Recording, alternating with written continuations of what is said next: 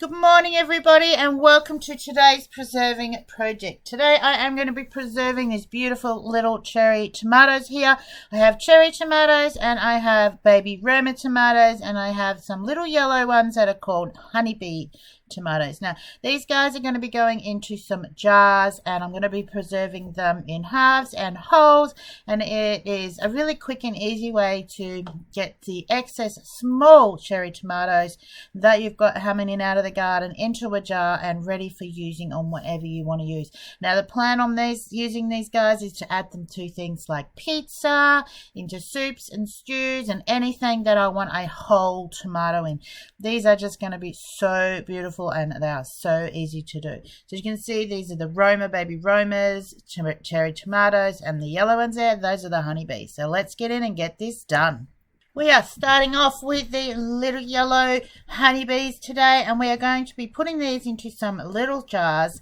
When I use these, I'm only going to want a few of them to put on top of a pizza or something like that. So I'm just doing some little tiny jars of them. Now these ones are quick and easy, making sure your jars are clean, and I still boil mine and sterilize them. That's your choice. If you don't want to, that's up to you.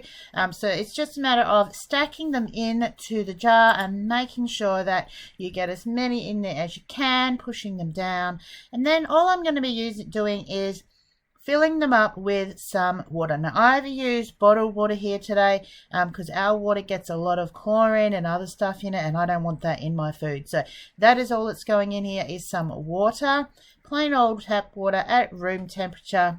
Lids are going on, and then now these guys are ready to go in the Vicola. Don't forget to wipe your rims before putting your lids on and putting them into your processor. Now I am going to do the little cherry tomatoes, the red cherry tomato halves in the jars, exactly the same way I've done the little honeybee whole ones. Putting them in, leaving a centimetre headspace, wiping off the rims and adding some plain old water in there again. If you want to, you can add different flavours to the next set of jars. I did exactly that, but this is showing you that it doesn't matter what type of tomatoes that you have, you can put them straight into a jar and straight into your Vicola machine, even without taking the skins off. Next up, guys, is the thyme flavoured Roma tomatoes. I'm doing simple, easy as. You can do this with any of your tomatoes. Just throw whatever type of herbs you want in there. I'm putting fresh herbs in here. Better to use fresh herbs than dried herbs. Then I'm just going to shove my tomatoes in and add that plain old room temperature water again. It's as easy as that. Now you can put in whatever flavours you want. You can put basil, oregano, whatever you've got in the garden at the time of year that you're doing these guys. And I'm again making sure that you're wiping your rims. Now when you're wiping your rims, because this is only water that I'm putting in here, I'm just using a clean damp cloth to do so, leaving that 1 centimetre headspace. Your headspace is from the top of the jar to the top of the food, and then putting the lids on and then putting them into the Vicola unit. Remember guys, I did boil my jars. That is just what I do. If you don't want to, that is perfectly fine.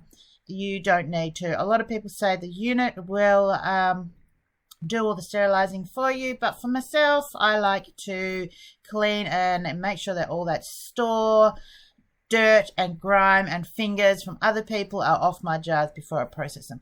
So you'll see here I am using 2 of my units today. Why? Because it's not just the cherry tomatoes that I'm doing today. I have some other things that I'm going on as well. I'll link that video at the end of it for you. It's to do with passion fruit.